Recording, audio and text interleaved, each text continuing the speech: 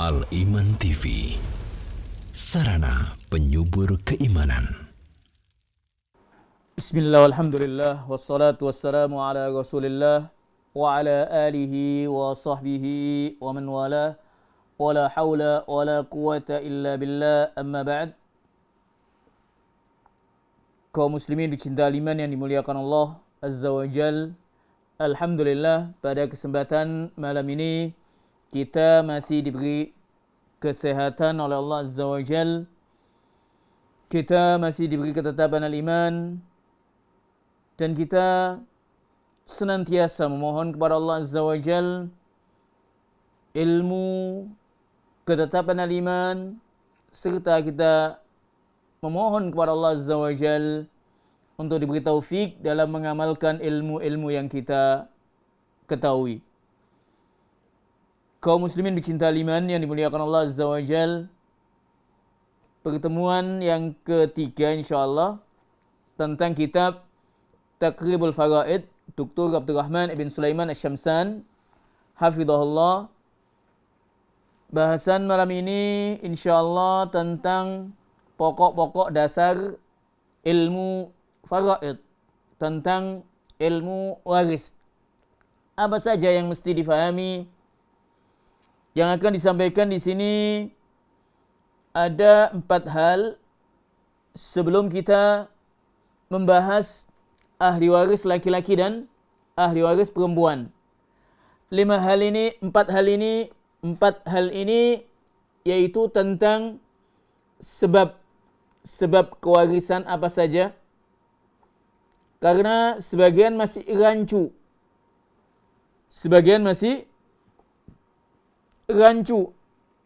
Kemudian penghalang-penghalangnya apa saja. Kemudian rukunnya apa saja. Dan yang keempat tentang syarat-syarat kewarisan. Jadi 4 hal ini merupakan pokok dasar sebelum kita melangkah memahami tentang al-faraid lebih jauh. Yaqulu Ad-Doktor Abdurrahman ibn Sulaiman Asy-Syamsan tentang asbab al-irs, bahwasanya sebab kewarisan ada 3. Sebab kewarisan ada 3. Apa itu sebab? Sebab itu sesuatu yang dijadikan oleh Allah Azza wa Jal akan adanya sesuatu dengan adanya sebab itu. Misalkan masuknya bulan Ramadan, kaum muslimin diwajibkan puasa. Masuknya waktu sholat isya, maka ada kewajiban diwajibkan. Jadi sebab masuknya waktu sholat isya, maka ada kewajiban sholat isya. Demikian pula dengan adanya sebab nikah, pernikahan, kemudian salah satu ahli waris meninggal, maka akan terjadi kewarisan. Atau jika ada sebab nasab, kekerabatan antara ayah dengan anak, maka akan terdapat kewarisan selama tidak ada penghalang-penghalangnya. Yaqul al-muallif asbabul irsi thalatha. Asbabul irsi thalatha. Sebab kewarisan ada 3. Aqduz zawjiyah as-sahih. Aqduz zawjiyah as-sahih. Terjadinya akad nikah yang sah. Artinya sah di mata Islam. Bila mana terdapat akad nikah secara sah di mata Islam, Maka bila mana pasangan meninggal, maka yang ditinggal akan mendapatkan warisan karena sebab nikah tadi. Yaqul wa illam yahsul wat'un wala hulwah. Meskipun belum kumpul, belum khulwah. Artinya belum berduaan, belum kumpul antara suami istri. Masalan, seorang laki-laki setelah mengucapkan qabiltu nikahaha, setelah mengucapkan akad, kemudian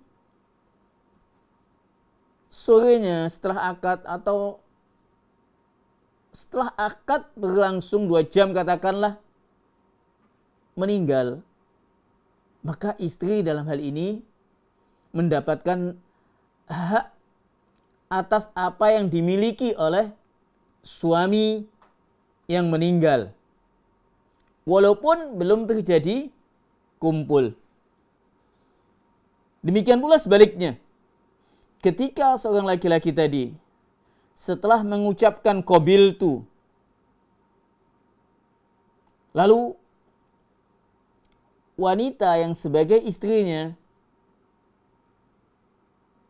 karena kesenangan atau semisalnya atau kaget dan meninggal misalkan, maka suami yang telah mengucapkan qabiltu tadi akan berhak atas apa yang ditinggalkan oleh istrinya yang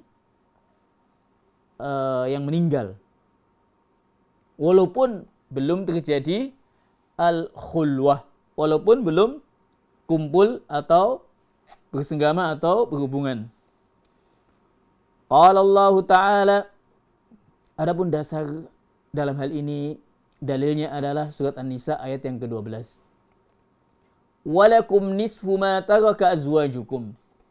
Di sana ayat 12 surat An-Nisa, Allah jelaskan bagian masing-masing suami dan juga bagian masing-masing istri, bahwasanya suami mendapat bagian setengah atau 1/4, sebaliknya istri akan mendapatkan 1/4 atau 1/8 sesuai dengan ketentuannya.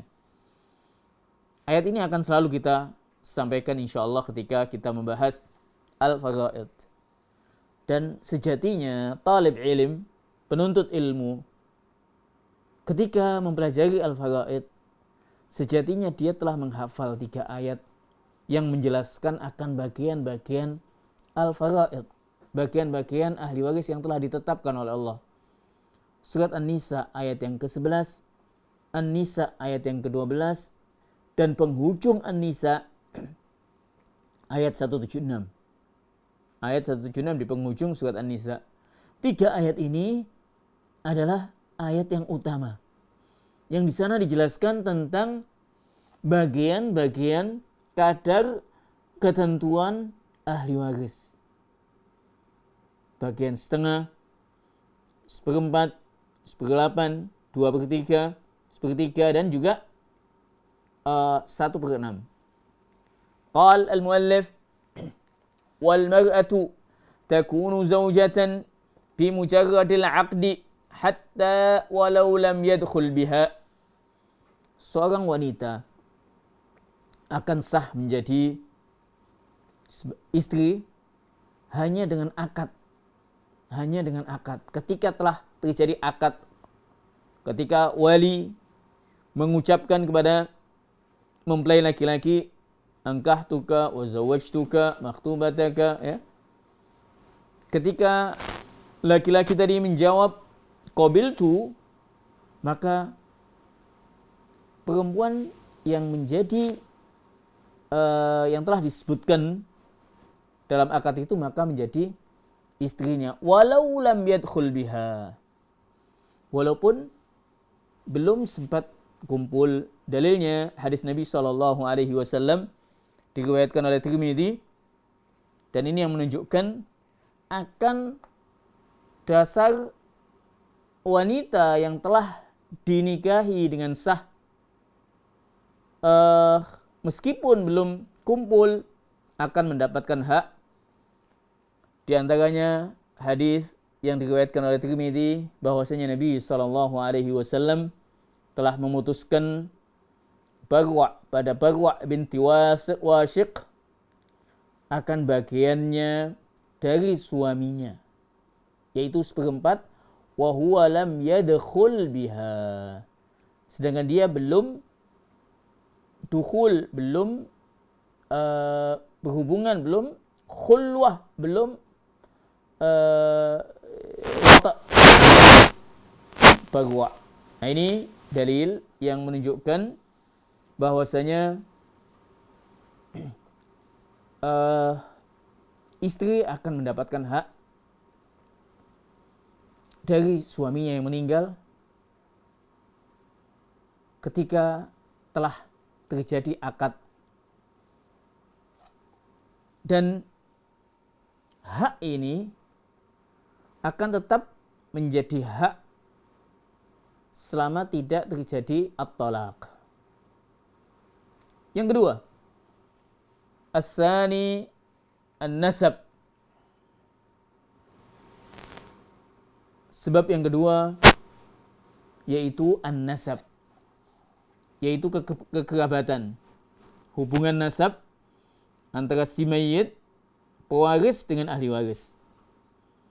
Wa huwa ittisalu baina insaini bi wiladatin qaribatin aw ba'idatin, yaitu hubungan kekerabatan dua insan atau lebih karena hubungan wiladah, sebab kelahiran, melahirkan, ada hubungan nasab, masih saudaranya, masih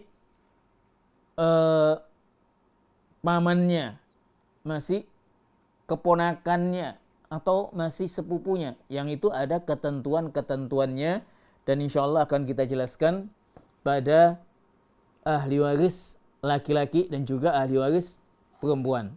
Siapa saja ahli waris yang berhubungan dengan nasab ini. Qal muallif wa yanqasimun nasabu ila salasati aqsamin.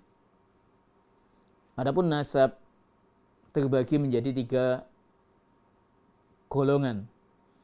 Ada nasab yang digolongkan al-usul.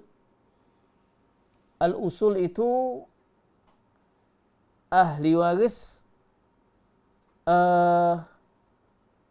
asal, artinya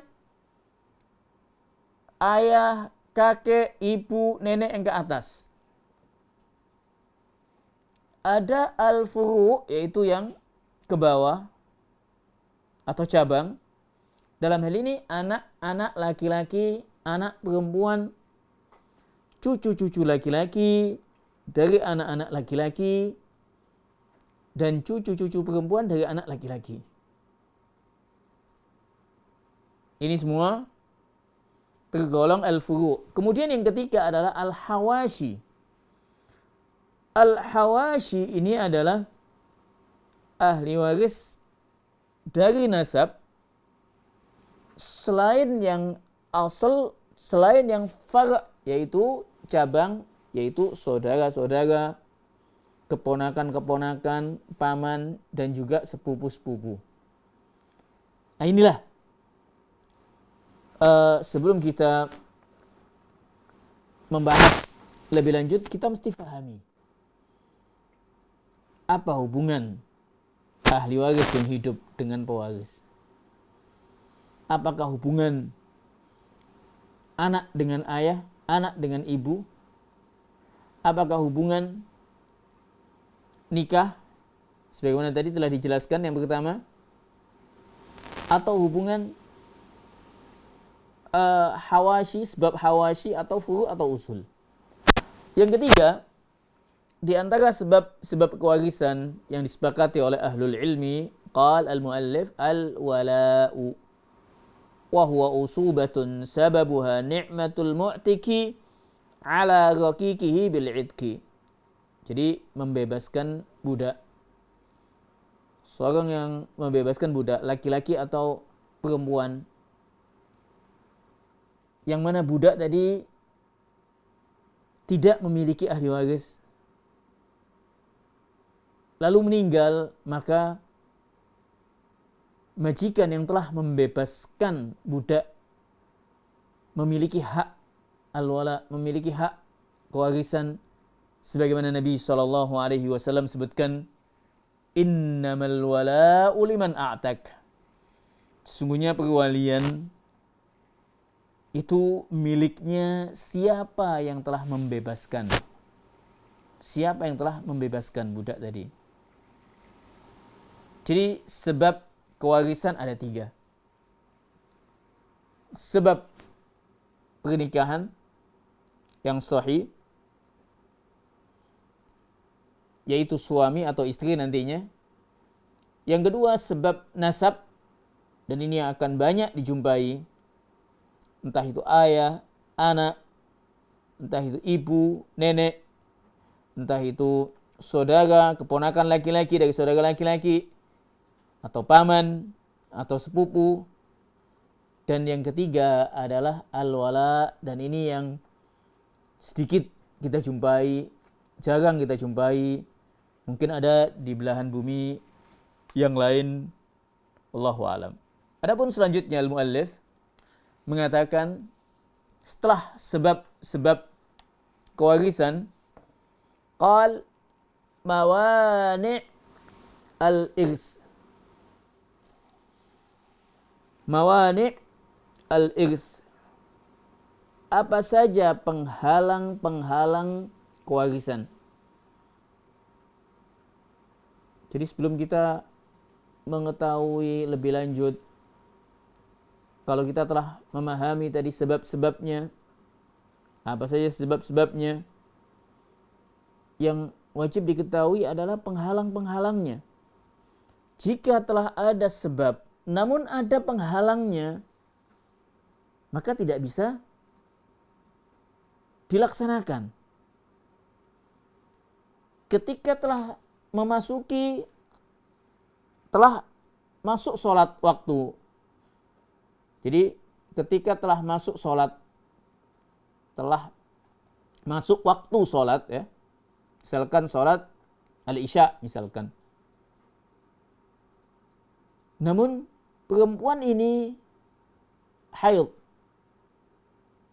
maka tidak ada kewajiban atau tidak dibolehkan menjalankan sholat isya karena ada penghalangnya. Al-haid mani'. Al-haid adalah penghalang bagi wanita untuk menjalankan sholat. Walaupun telah memasuki waktu sholat, namun karena adanya penghalang, maka tidak dibolehkan untuk melaksanakannya. Sama sebagaimana ketika telah memasuki bulan Ramadan, seorang wanita haid, maka tidak dibolehkan dia untuk melakukan puasa. Mengapa? Karena ada penghalangnya. Demikian pula nantinya ketika seorang anak yang mana ayahnya meninggal, ayahnya muslim, anaknya bukan muslim, maka anak yang bukan muslim ini, meskipun hubungan nasab, namun adanya penghalang, bukan satu keyakinan yaitu Islam, maka tidak mendapatkan warisan. Ini akan dijelaskan oleh al-muallif. Yaqul mawani' al-irs. Yang pertama, ar-riqu. Apa itu ar-riq? Yaitu budak. Budak yang dimiliki oleh seorang, apa yang dimilikinya itu adalah milik majikannya. Budak selama dia belum dibebaskan, abdan mamlukan yuba'u wa yushtara. hamba yang dimiliki, hamba sahaya yang dimiliki, yang dijual belikan, apapun yang dimilikinya adalah milik majikannya. Dalam hadis Nabi SAW menyebutkan anna man ibta'a 'abdan lahu mal famaluhu lil ba'i' illa an yashtarital mubta'. Siapa yang ibta'a 'abdan lahu mal, menjual seorang budak yang memiliki harta, maka maluhu lil ba'i', hartanya itu milik penjualnya. Illa an yashtarital mubta', kecuali jika dilakukan syarat, ada persyaratan. Dalam hadis ini Nabi SAW menetapkan bahwasanya harta yang dimiliki oleh budak itu miliknya penjual, al-ba'i'. Walaysa lil 'abdi syai', tidaklah hamba atau sahaya tadi, budak, memiliki sesuatu.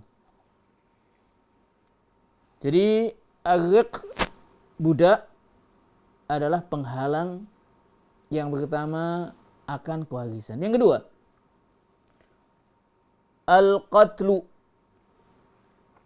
An-Nabi SAW menyebutkan dalam hadis yang diriwayatkan oleh Al-Baihaqi, disahihkan oleh Al-Albani, laisa lil qatili minal mirasi syai'. Al-qatl, membunuh. Saudara membunuh saudaranya, wal'iyadzubillah. Anak membunuh orang tuanya, wal'iyadzubillah. Pembunuh tidak akan mendapatkan warisan. Laisa lil qatil minal mirasi. Tidaklah bagi pembunuh akan hak waris, tidaklah ada hak waris dari seorang yang membunuh sesuatu pun, sedikit pun. Hal ini dikarenakan ada satu kaidah yang dijelaskan oleh ahlul ilmi, man ista'jala syai'an qabla awanih uqiba bihirmanih. Siapa saja yang menginginkan sesuatu yang belum waktunya, dia akan terhalang untuk mendapatkan sesuatu itu. Yang ketiga, di antara penghalang-penghalang kewarisan yang disepakati oleh ahlul ilmi adalah ikhtilafuddin, perbedaan agama antara pewaris dengan ahli waris, antara pewaris dengan ahli waris. Dalilnya hadis Nabi SAW yang diriwayatkan oleh Bukhari, la yarisul muslimul kafira walal kafirul muslimah. Tidaklah seorang muslim dibolehkan mewarisi harta al-kafir yang bukan muslim. Demikian pula yang bukan muslim tidak boleh mewarisi harta al-muslim. Hadis riwayat Imam Bukhari dalam kitab Al-Fara'id. Dan di antara dalil yang disebutkan oleh ahlul ilmi yaitu kisah Nuh dengan anaknya, yang mana ketika Nuh alaihissalam meminta anaknya untuk memohon kepada Allah Azza wa Jalla untuk diselamatkan anaknya, dimasukkan dalam golongannya, Allah Azza wa Jalla mengatakan, innahu laysa min ahlik, innahu amalun ghairu salih. Sungguhnya anakmu bukan termasuk keluargamu. Innahu amalun ghairu salih. Karena amalannya bukan amalan yang as-salih. Tiga hal ini yang menjadi penghalang kewarisan. Agar budak al-qatl, membunuh, dan ikhtilafuddin, beda agama. Kaum muslimin pecinta iman yang dimuliakan Allah Azza wa Jalla. Selanjutnya al-muallif, pokok yang ketiga dari pokok-pokok bahasan, pokok-pokok waris, yaitu rukun waris. Arkanul irsi. Di sini, kalau kita memahami tentang rukun-rukun waris ini, pastinya akan mudah membedakan mana yang warisan, mana yang hibah. Sebagian mengatakan, ketika masih hidupnya saya mau bagi warisan. Warisan saya sudah saya bagi semua. Padahal dia masih hidup. Warisan sudah saya bagi kepada anak-anak saya. Ada 5 saya bagi sama. Kita katakan bahwasanya yang demikian la yuqalu wa la yusamma irsan. Yang demikian tidaklah digolongkan warisan. Pembagian selama hidup seseorang saat hidupnya kepada anak-anaknya, kepada saudaranya, tidaklah dikatakan waris, tidaklah diistilahkan waris secara syariat. Dari mana kita mengetahuinya? Dengan kita memahami rukun waris itu akan tahu. Yaqul muallif arkanul irsi. Qala al-musannifu hafizahullah, arkanul irsi, rukunnya waris itu ada 3. Rukunnya waris ada 3. Artinya 3-tiganya ini wajib ada. Jika tidak, maka tidak mungkin akan ada kewarisan. Yang pertama, yaqul muallif al-muwarris, yaitu pewaris. Siapa itu pewaris? Al-mayyit. Al-mayyit, ada yang meninggal, ada yang wafat, ada pewaris yang meninggal.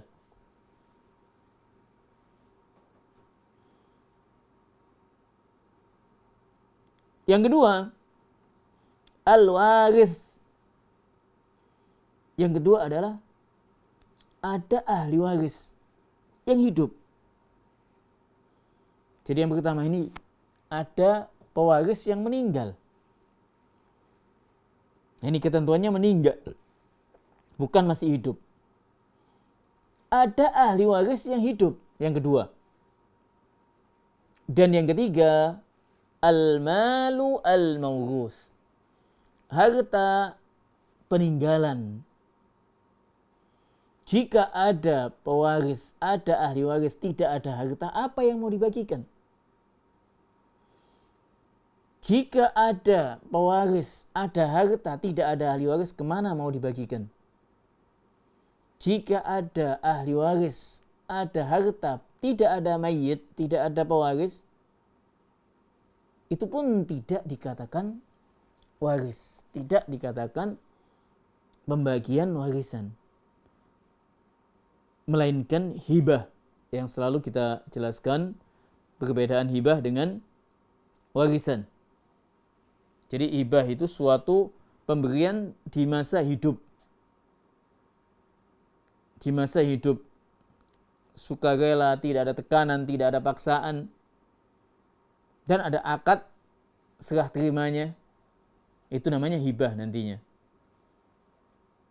Bukan dikatakan warisan. Kemudian poin yang keempat yang dikatakan oleh al-muallif di sini tentang syarat-syarat al-irs, syarat-syarat kewarisan, syurutul irsi. Beliau mengatakan wa yushtaratu lil irsi salasatu syurutin.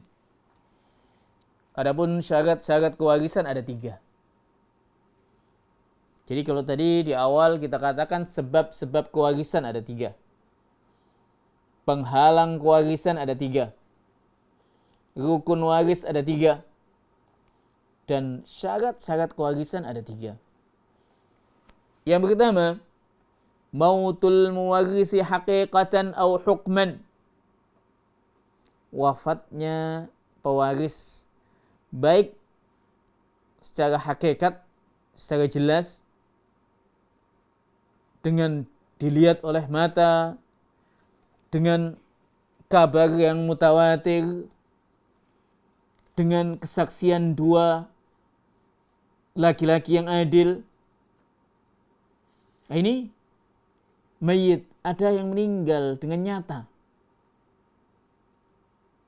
Atau hukman, atau diputusi oleh hakim, ditetapkan oleh hakim, tergolong mayit, sebagaimana al-mafqud, sebagaimana yang sempat kita jelaskan, yaitu al-mafqud, seorang yang dihukumi orang hilang, yang tidak ada kabarnya sampai melewati batas usianya, maka hakim akan menetapkan bahwasanya dia telah mati. Nah, itu dinamakan al-mafqud. Seorang yang hilang yang tidak ada kabarnya, yang mana dalam hal ini al-hakim sebagai hakim akan melihat seberapa lama hilangnya al-mayyit. Yang kedua, hayatul waris. Di antara syarat kewarisan yang kedua adalah hidupnya ahli waris. Hidupnya ahli waris. Artinya ada ahli waris yang hidup. Ada. Baik itu dengan misalkan ini hidupnya ahli waris ini, bahkan al-ulama menjelaskan al-janin idza istahalla al-maulud waras. Jika janin dilahirkan dalam keadaan menangis atau menjerit, maka dia akan mendapatkan hak. Ini adanya tanda-tanda kehidupan, baik itu dengan menangis atau teriak atau semisalnya. Jadi adanya ahli waris yang hidup. Dan yang ketiga yang dikatakan oleh al-muallif adalah al-ilmu bisababi al-muqtadi lil-irsi. Diketahui ilmunya tentang hak-hak dan bagiannya, bahwasanya ini mendapatkan hak. Jadi setelah syaratnya ada 3, benar-benar wafat si pewaris, adanya ahli waris yang hidup, dan ilmu tentang kewarisan itu. Kemudian al-muallif mengatakan fala budda an ta'rifa qarabatahu minal mayyit ka'an yakuna ibnan au zaujatan au ghaira dhalik wa hal yujadu ahadun yahjibuhu am la wa hal hunaka mani'un yamna'uhu minal irthi am la. Jadi kesimpulannya kita melihat dari keempat hal tadi, baik itu sebabnya, penghalang, kemudian rukun dan syaratnya, makanya muallif mengatakan la bud an ta'rif, maka wajib diketahui hubungan kekerabatan dengan si mayit. Artinya ahli waris, apa hubungannya dengan pewaris? Apa hubungan ahli waris yang hidup dengan pewaris, dengan mayit? Apakah hubungan anak dengan orang tua, suami dengan istri, atau yang lainnya? Wahal yujadu ahadun yahjibuhu amla. Apakah ada yang menghalangi antara ahli waris Ataukah adakah ahli waris yang lain yang menghalanginya? Wal hunaka mani'un yamna'uhu. Apakah ada penghalang kewarisan? Apakah tidak? Jadi dalam hal ini pokok-pokok bahasan, pokok-pokok dasar ilmu waris 4 tadi yang mesti kita fahami kaitan dengan sebab, penghalang, rukun dan syarat-syarat waris. Dengan demikian, apabila kita telah memahaminya, maka dengan mudah insyaallah ta'ala akan bisa memahami dasar kewarisan dengan melihat siapa saja ahli warisnya dan apakah ada penghalang ataukah tidak. Kemudian al-muallif hafizahullah menjelaskan satu bab yang penting. Saya tambahkan sedikit di sini tentang al-warithuna minadz-dzukuri wal warithatu minal inas. Sedikit saya tambahkan terkait dengan bahasan yang telah kita sampaikan tentang pokok-pokok dasar ilmu waris, yaitu kita wajib mengenali siapa saja ahli waris laki-laki dan siapa saja ahli waris perempuan. Yaqul muallif al-warithuna minadz-dzukuri 15.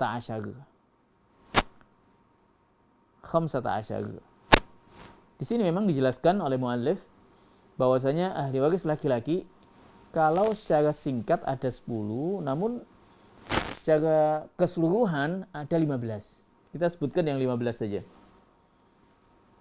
Siapa saja ahli waris laki-laki yang 15 ini? Yang pertama, anak laki-laki. Yang kedua, cucu laki-laki dari anak laki-laki. Dan seterusnya ke bawah jika ada.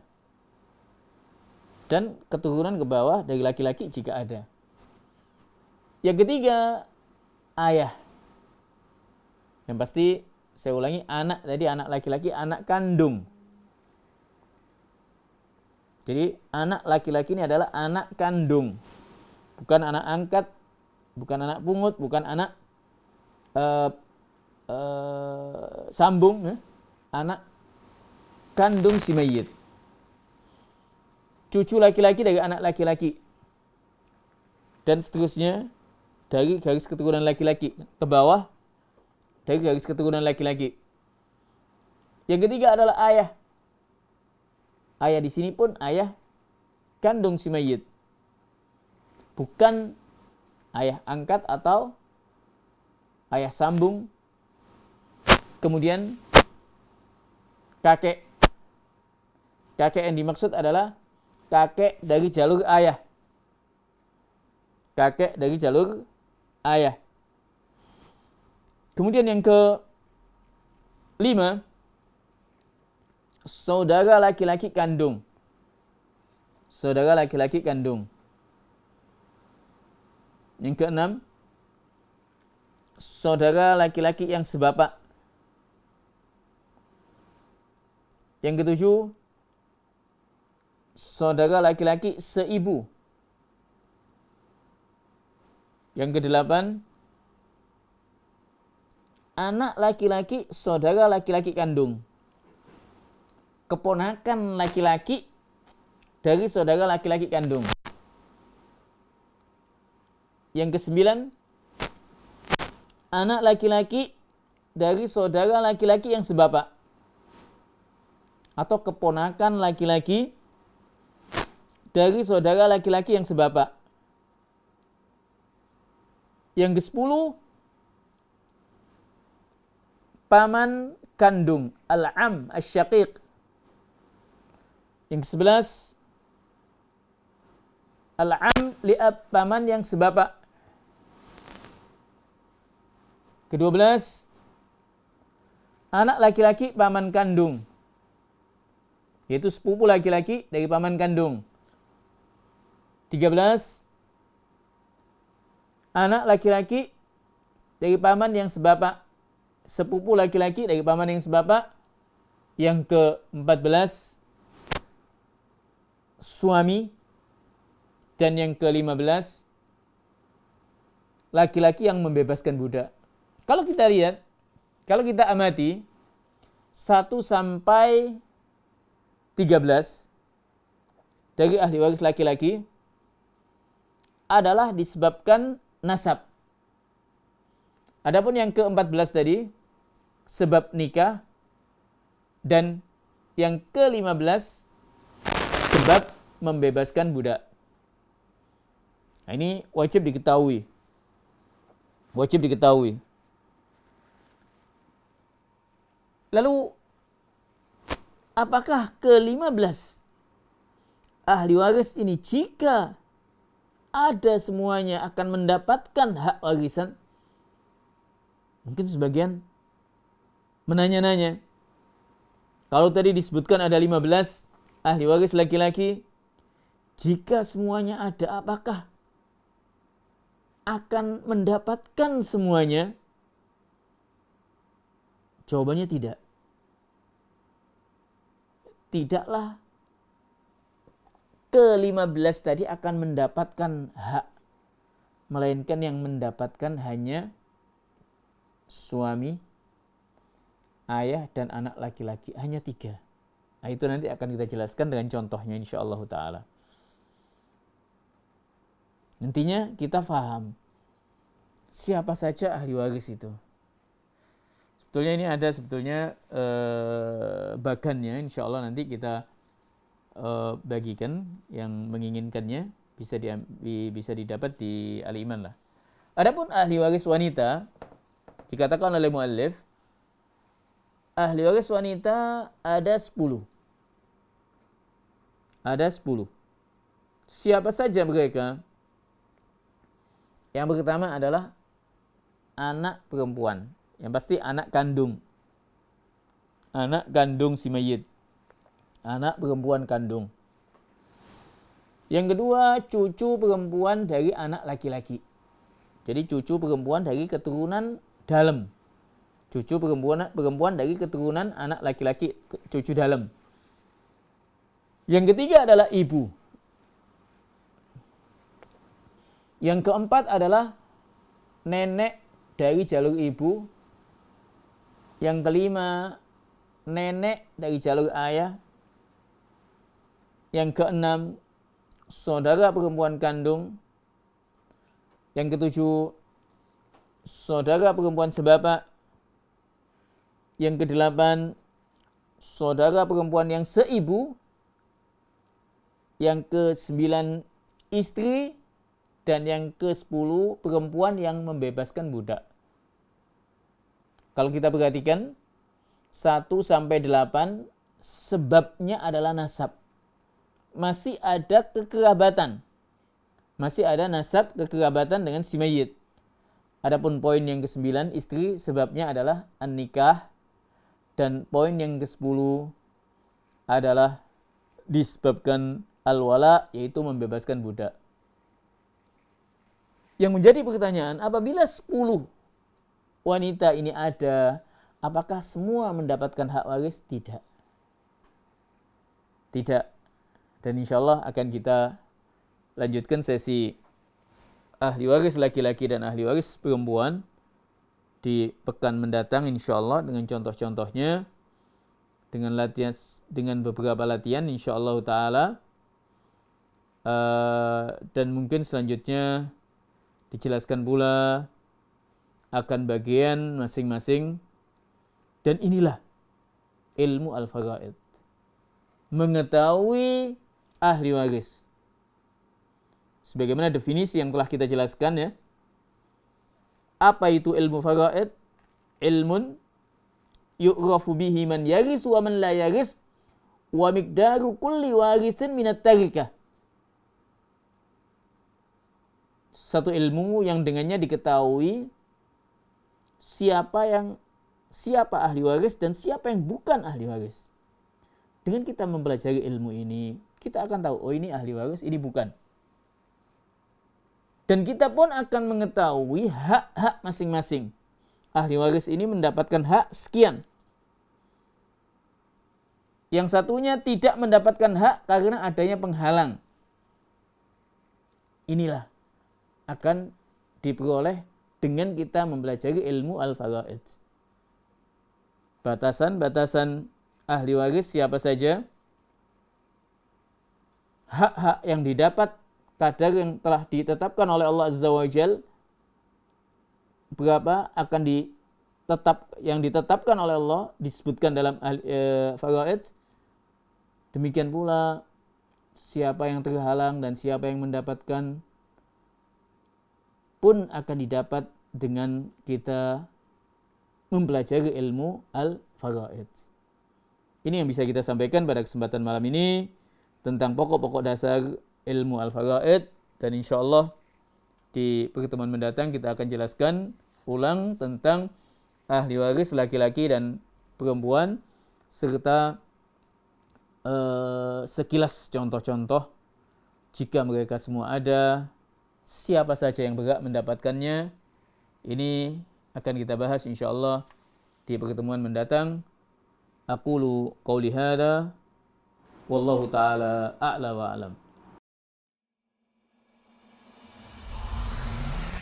Al-Iman TV, sarana penyubur keimanan.